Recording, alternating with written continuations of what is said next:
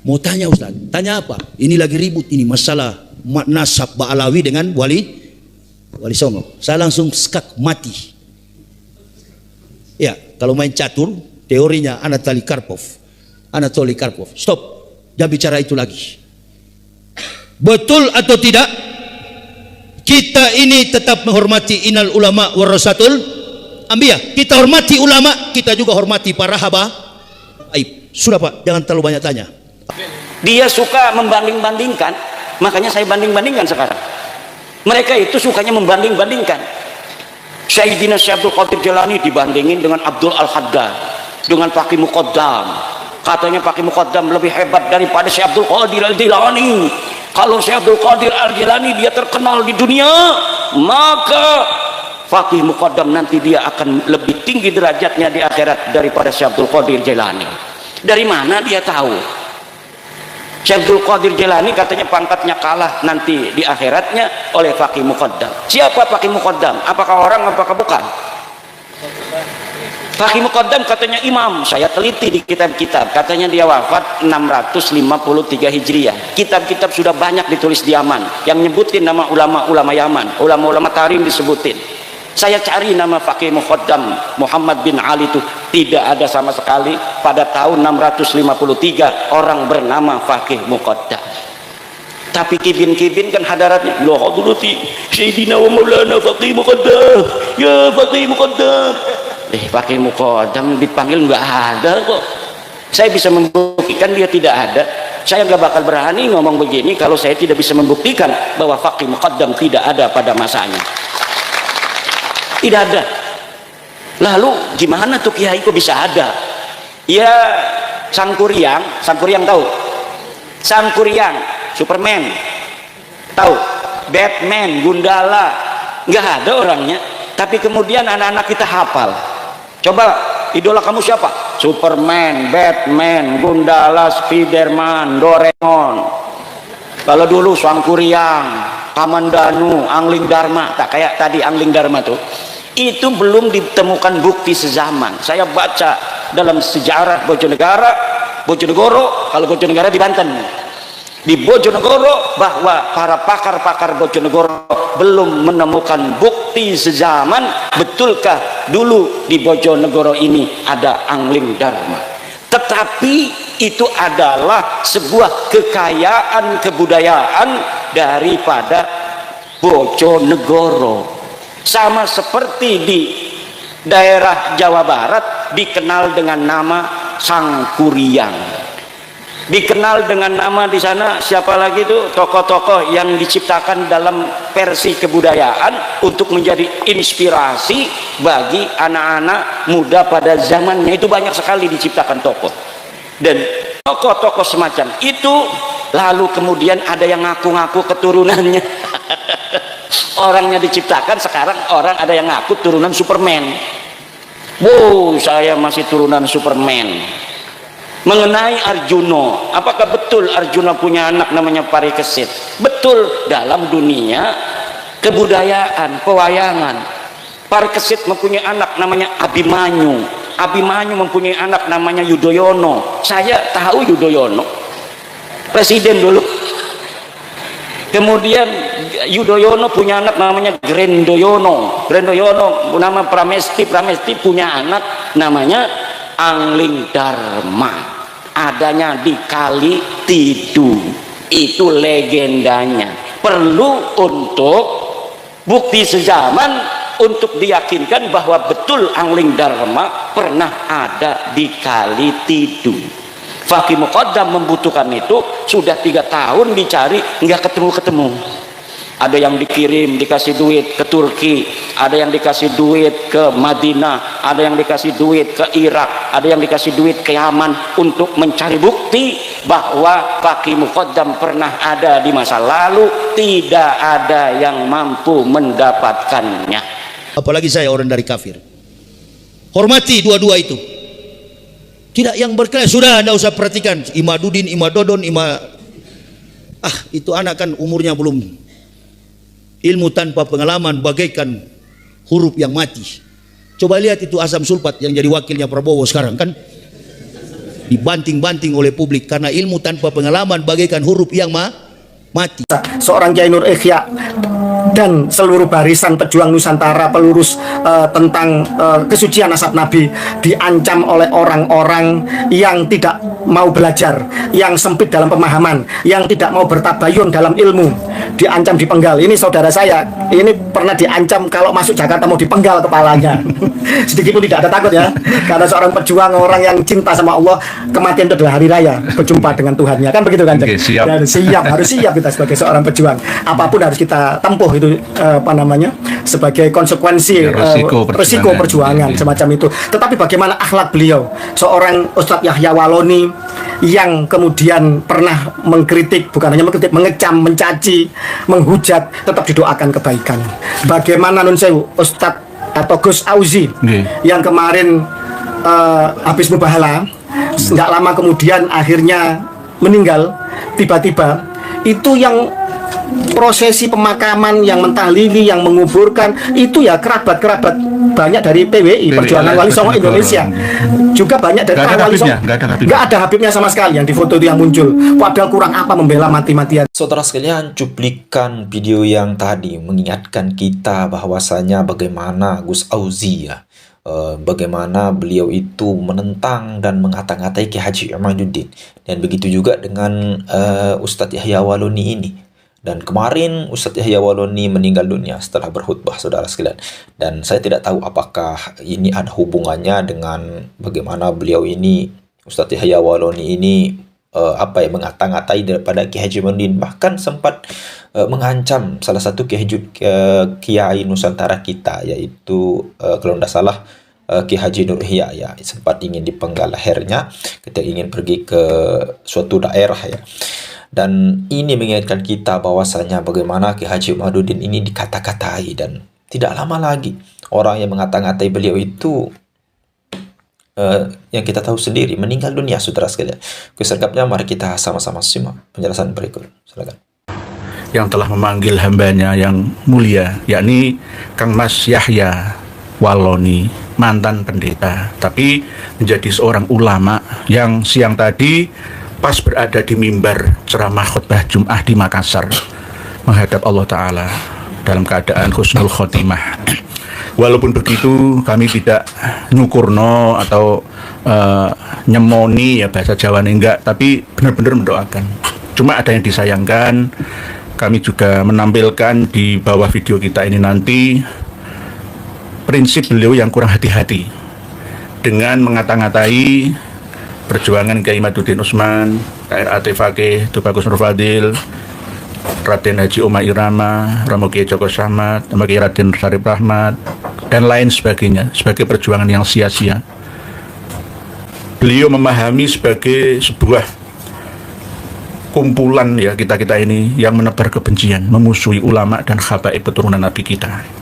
Sayangnya beliau belum sempat bertemu dengan kita untuk belajar bersama tentang siapa sebenarnya yang dibela, yakni Kang Mas Muhammad Rizik Syihab Jakarta. Padahal seandainya kita bongkar-bongkar bersama, Kang Mas RS itu bukan keturunan Nabi kita, tapi ngaku-ngaku klaim sebagai keturunan Nabi kita. Tapi begitu hebatnya dibela oleh almarhum Kang Mas yang mulia Yahya Waloni dari Minahasa kelahirannya. Ini sangat kami sayangkan bersama. Tidak hanya itu saja, beliau sempat mengancam penggal kepala kepada Kiai Imaduddin Utsman, dan ada videonya, dan ada video-video yang lainnya ya yang menyerang kita. Inilah pentingnya kita untuk open minded, mau belajar bersama. Tidak ada yang lebih dari segalanya, masalah ilmu pengetahuan apapun juga. Jangan sampai dengan kebodohan kita menjatuhkan putusan yang salah, yang nanti akan diingat oleh generasi setelah kita. Ini sangat berbahaya. Sebelum kita bincang-bincang panjang lebar dengan beliau KRAT Fakih, mohon KRAT Fakih untuk menyapa para pemirsa dan pendengar semua. Monggo. Baik, terima kasih. Assalamualaikum warahmatullahi wabarakatuh. Waalaikumsalam warahmatullahi wabarakatuh. Rahayu. Bismillah walhamdulillah wala haula wala quwata illa billah wassalatu wassalamu ala rasulillah sayyidina Muhammad ibni Abdillah wa ala alihi wa sahbihi wa man wala.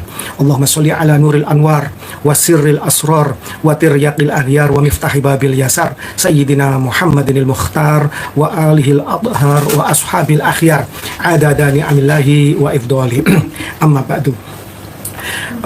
Para pemirsa dari channel Kanjeng Raden Tumenggung Nur Ihya Adi Negoro, saya sangat mengapresiasi channel YouTube ini sebagai salah satu channel YouTube, mungkin salah satu yang terbaik, karena selalu memberikan suatu pencerahan, suatu kajian, suatu analisis yang tidak hanya asal njeplak, tidak ada caci maki, semua dilakukan dengan santun, dengan beradab, dengan tenang, dengan njawani istilahnya begitu, karena memang beliau juga seorang Kanjeng Raden Tumenggung ya. Jadi mencerminkan bagaimana nilai-nilai tradisi budaya bangsa selalu beliau pegang teguh.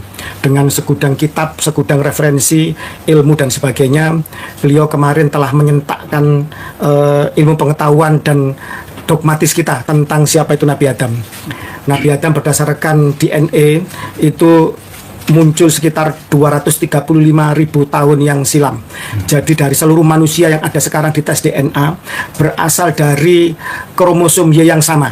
Satu kromosom Y yang sama, artinya satu pria yang sama, yang dalam bahasa Qur'ani atau teologis dinamakan Adam. Demikian juga kita juga berasal dari satu perempuan yang sama, yang dalam bahasa teologis dinamakan sebagai Hawa. Di sini posisi kitab suci mendapatkan peran penting dan pembenarannya. Ketika kemudian sains sekian ribu tahun kemudian, sekian abad kemudian menunjukkan bahwa apa yang disampaikan dalam firman Tuhan itu benar adanya. Demikian juga ketika zaman dahulu orang itu sekitar abad pertengahan, para sarjana Islam di Utsmani itu juga bertanya-tanya, kenapa Quran kok selalu membahas ya Bani Israel, ya Bani Israel, ya Bani Israel. Di zaman itu orang-orang yang mengklaim dirinya sebagai Bani Israel itu posisinya tidak penting sama sekali. Di antara perang salib mereka itu bagaikan semut di antara dua gajah yang perang. Demikian juga ketika menjelaskan tentang mumi Fir'aun dan keluarganya yang nanti yang katanya diawetkan dan akan menjadi pelajaran di sampai akhir zaman. Ternyata kemudian terbukti di awal-awal abad 20 bagaimana kemudian perang dunia 1, 2, kemudian munculnya kekuatan ekonomi underground, keluarga Rothschild dan sebagainya. Ternyata ya Bani Israel itu menemukan eksistensinya sebagai sebuah entitas jahat. Kemudian munculnya gerakan Zionis dan lain sebagainya yang berusaha untuk mengangkangi kota suci tiga agama.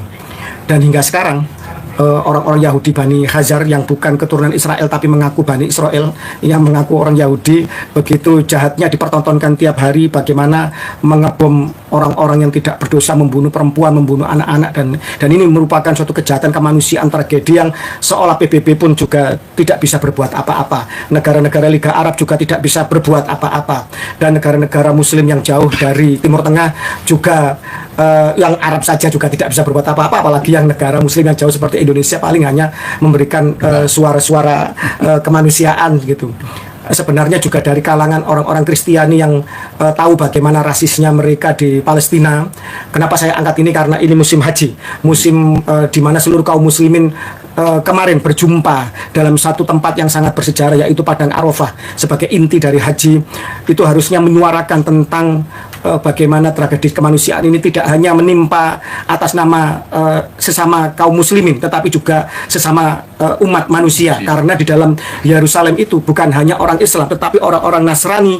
Palestina juga ditindas, gerejanya juga dijadikan tempat buang hajat, dihancurkan rumah sakit dan lain sebagainya, simbol-simbol Kristiani, simbol-simbol masjid-masjid dan lain sebagainya. Ini kejahatan yang di luar batas, sampai orang Yahudi yang asli sendiri pun juga berdemo di tiap negara untuk mengutuk gerakan Zionis yang mengatasnamakan agama mereka. Para pemirsa sekalian, menurut Jalaluddin Ar-Rumi, fungsi agama itu bukan untuk memasukkan pemeluknya ke dalam surga, tetapi adalah memasukkan surga ke dalam diri kita. Kalau kita merasa beragama Tetapi kemudian kita tidak menemukan surga, damai, salamah, tidak menemukan ketenangan batin, kedalaman spiritual, maka sebenarnya kita menyembah Tuhan atau menyembah setan. Jadi banyak orang yang mengatasnamakan agama melakukan kejahatan yang di luar batas kemanusiaan. Begitu juga Israel, mereka mengklaim berbakti kepada agamanya untuk kemudian eksistensi ditancapkan di tanah warisan leluhurnya. Katanya itu tanahnya dijanjikan, tapi mereka melakukan suatu kejahatan kemanusiaan. Ini pun tak ada bedanya ketika orang naik haji hanya demi untuk mencium hajar aswad, dia rela, mohon maaf Kanjeng, mohon maaf, kadang juga melecehkan perempuan, kadang juga sikut sana sikut sini, trombol sana trombol sini, hantam sana hantam sini, hanya untuk bisa mencium hajar aswad. Sebenarnya engkau cium itu hajar aswad sebagai representasi keridhaan Tuhan, katanya batu dari surga ya, sebab tanah air leluhur kita Adam, katanya begitu. Apa bukan kita mencium setan, kita mencium iblis, kan begitu. Kita melempar jumroh, ternyata kemudian batunya kembali, ternyata sesama setan dilarang saling melempar. Ini aneh saja. Pulang haji tidak lebih baik, malah menciptakan kasta baru, seolah-olah kemudian menjadi hamba Tuhan yang high level, naik levelnya naik, lebih menindas, bukan hanya menindas sesama muslim, mungkin menindas istrinya juga, kawin lagi misalkan dengan semena-mena, tidak dengan suatu cara yang apa ya, yang raufur rahim macam itu. Jadi banyaklah. Jadi reposisi tentang deskripsi atau definisi tentang haji itu harus dilakukan revolusi total. Karena mohon maaf, saya tetap bersepakat bahwa haji adalah rukun kelima sebagai kaum muslim, rukun Islam yang kelima, saya sepakat. Tetapi dengan catatan harus mampu. Saya sepakat bahwa umroh atau haji kecil itu juga mulia, berziarah ke makam Nabi, kemudian datang langsung ke Ka'bah Baitullah, ini juga sesuatu yang dituntut oleh Kanjeng Nabi. Tetapi juga harus faham bahwa reposisi, redefinisi, refleksi dari haji dan umroh itu juga harus ditelaah lagi. Berapa banyak orang yang mengorbankan hartanya, jual mobil, jual tanah, hutang sana sini, atau mungkin tiap tahun untuk dianggap keren dia umroh. Berapa juta jamaah haji umroh kita satu tahun antara 14 sampai 18 bahkan 20 juta. 20 juta taruhlah, 20 juta kali 30 juta sudah berapa triliun itu. Tetapi mana perubahan bagi bangsa ini? Tetap masih banyak ketimpangan, anak terlantar, masih banyak orang-orang yang istilahnya itu menderita, menjerit, kena pinjol, kena rentenir, untuk makan susah. Seandainya itu digunakan untuk menggerakkan ekonomi berbasis keumatan, berbasis kerakyatan, alangkah luar biasanya potensi umat itu. Nah, ini juga harus kita telaah lagi. Bagaimana agama kemudian menjadi suatu kapitalisasi yang sangat menguntungkan. Dengan suatu fatwa, maka orang akan rela untuk melepaskan uangnya, untuk kemudian dengan ringannya mungkin untuk melepaskan anak gadisnya untuk seorang Habib yang ngaku cucu Nabi. Ini kan konteksnya sama sebenarnya, perbudakan atau pembodohan, kapitalisasi agama dengan melakukan pembodohan spiritual, sama sebenarnya, kan begitu. Haji cukup sekali bagi yang mampu.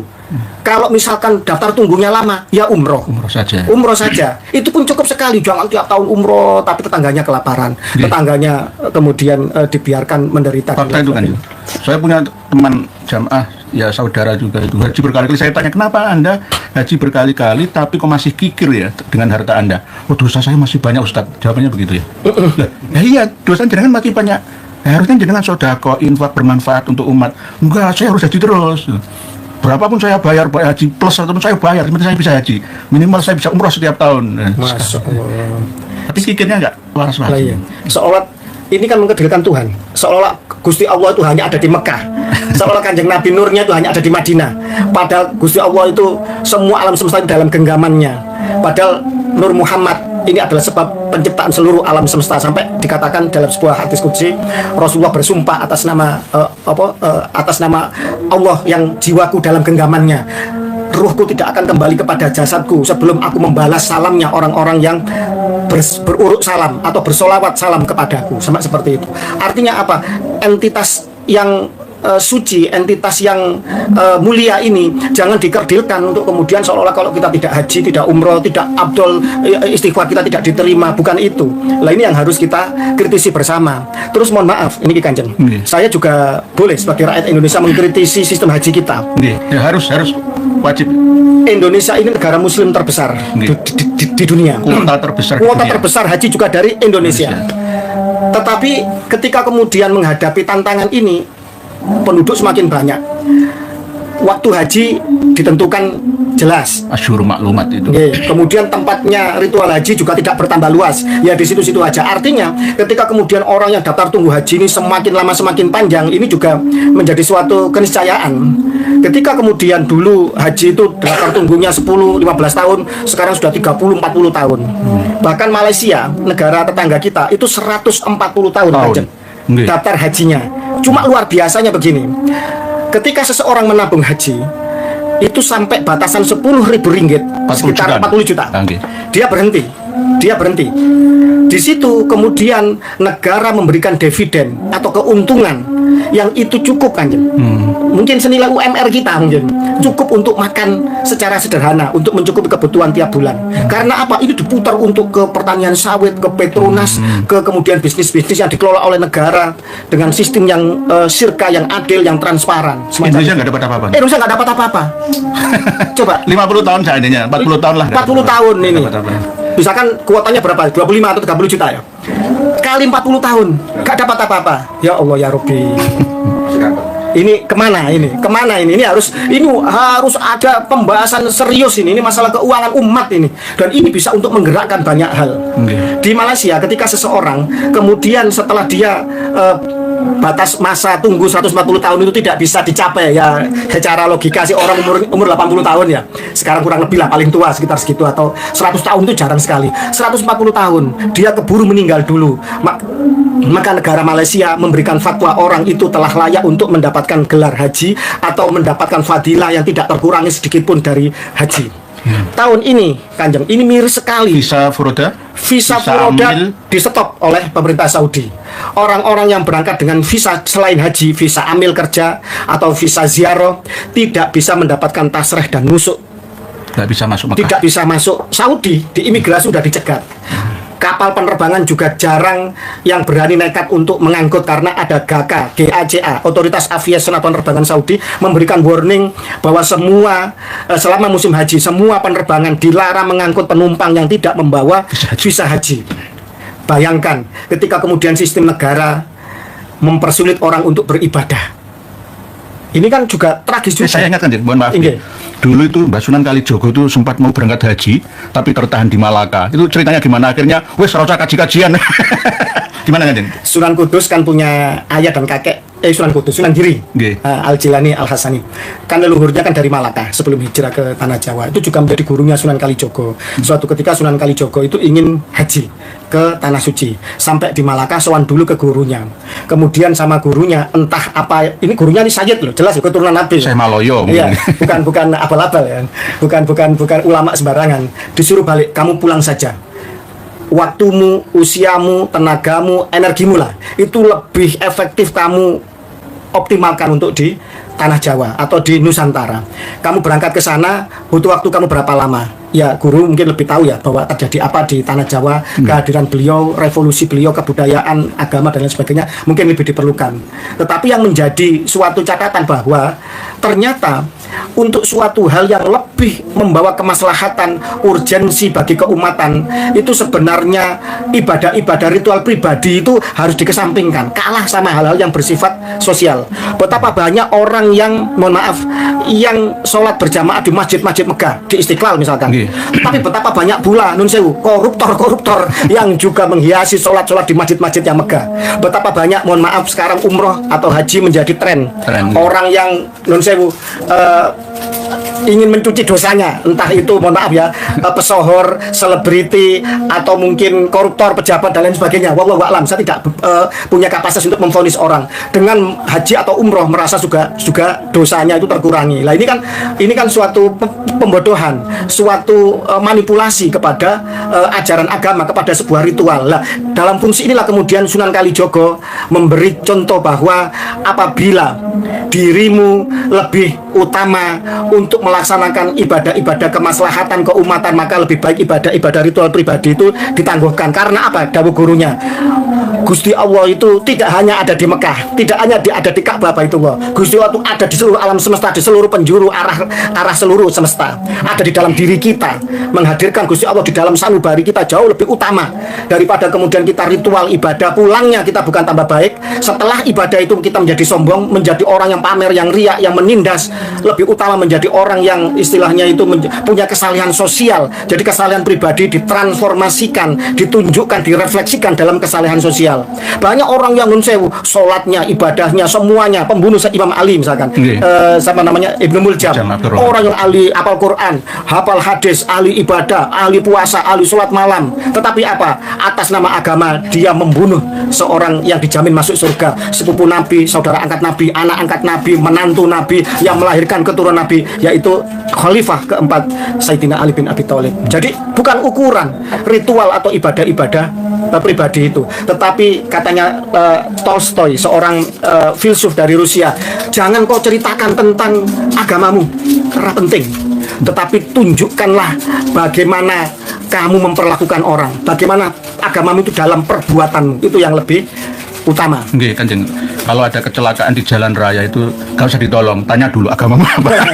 Kalau Islam tak tolong, kalau nggak Islam biar mati. Masa gitu kan? Lah, bukan seperti ini, Kanjeng. Bukan. Tadi saya luar biasa. Seorang Kiai Nur Ikhya dan seluruh barisan pejuang Nusantara, pelurus tentang kesucian nasab Nabi diancam oleh orang-orang yang tidak mau belajar, yang sempit dalam pemahaman, yang tidak mau bertabayun dalam ilmu, diancam dipenggal. Ini saudara saya, ini pernah diancam kalau masuk Jakarta mau dipenggal kepalanya. Sedikit pun tidak ada takut ya, karena seorang pejuang, orang yang cinta sama Allah, kematian itu adalah hari raya, berjumpa dengan Tuhannya, kan begitu kan? Siap. Dan harus siap kita sebagai seorang pejuang. Apapun harus kita tempuh itu sebagai konsekuensi resiko perjuangan semacam itu. Tetapi bagaimana akhlak beliau, seorang Ustadz Yahya Waloni yang kemudian pernah mengkritik, bukan hanya mengkritik, mengecam, mencaci, menghujat, tetap didoakan kebaikan. Bagaimana nun sewu Ustadz atau Gus Auzi yang kemarin habis mubahala, nggak lama kemudian akhirnya meninggal tiba-tiba, itu yang prosesi pemakaman, yang mentahlili, yang menguburkan, itu ya kerabat-kerabat banyak dari PWI, Perjuangan Wali Songo Indonesia, juga banyak dari Wali Songo. Nggak ada Habibnya sama sekali yang di foto itu yang muncul. Padahal kurang apa membela mati-matiannya. Ayo pribumi Nusantara, kalian ini dibangkitkan, kalian ini diturunkan dari leluhur yang luar biasa hebatnya, memiliki peradaban tinggi, memiliki warisan yang adiluhung. Kalian dikatakan adalah sebagai peletak dasar peradaban dunia. Tidak perlu saya sebutkan, bangunan paling megah, bangunan paling tua, peradaban tentang logam, metalurgi dan lain sebagainya, navigasi maritim dari Nusantara. Kenapa kok kalian begitu mudahnya ditipu dengan nun sewu hidung mancung, omongannya difasih-fasihkan padahal belum tentu alim. Itu ketua Rabitul Alawiyah itu ditanya makro aja nggak ngerti hukumnya makro itu. Nah, ini ada berita besar kan, Jeng. Saya diprotes sama ya teman-teman ya Kiai Nusantara untuk meluruskan, ya bukan protes-protes yang negatif tapi positif. Mayoritas Habib ya antaranya PCNU Pasuruan itu berfatwa bahwa menyembelih hewan kurban di halaman masjid itu haram. Terus pokoknya yang berhubungan dengan penggunaan fasilitas air, listrik, masjid itu haram semua, haram mutlak. Ini namanya fikih statis, tidak fikih dinamis. Jangan dikasih hukum haram seenaknya. Mengharamkan yang dihalalkan Allah itu jelas dosa besar, atau menghalalkan yang diharamkan oleh Allah. Itu perbuatan orang-orang Yahudi. Oke, sekelas PCNU Kabupaten Pasuruan, sekelas Habib Taufik, ya sekelas Habib semua. Saya punya video, dikirim buktinya mana buktinya? Oh ternyata haram. Kok saya enaknya mengharamkan? Menurut saya tergantung kondisi, situasi, posisi masjid tersebut. masjid itu bukan hanya untuk tempat sujud saja, tetapi untuk pendukung ma yata'allaqu bi maslahatil masjid, itu namanya ya masjid.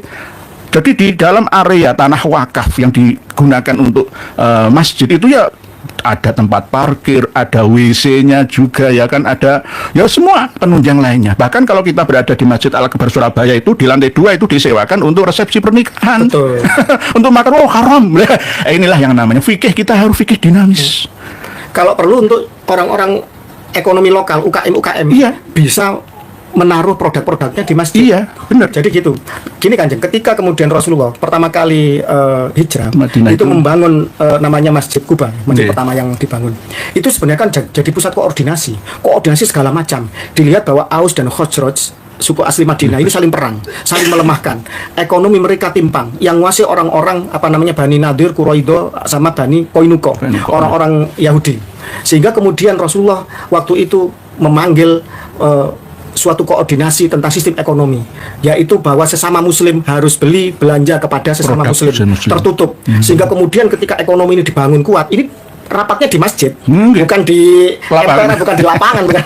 Jadi masjid itu pusat koordinasi, pusat peribadatan segala macam. Ya hablum minallah, ya hablum minan nas dibicarakan di masjid sebagai pusat komando kan begitu kan. Sentral kegiatan. Sentral kegiatan, sentral keagamaan, sentral perjuangan keumatan begitu. Akhirnya kemudian setelah sesama muslim saling mengangkat saudara, kemudian mereka berbagi aset lahan, mereka juga saling berdagang di antara mereka, sehingga para rentenir, para pedagang-pedagang Yahudi ini kemudian mati kutu.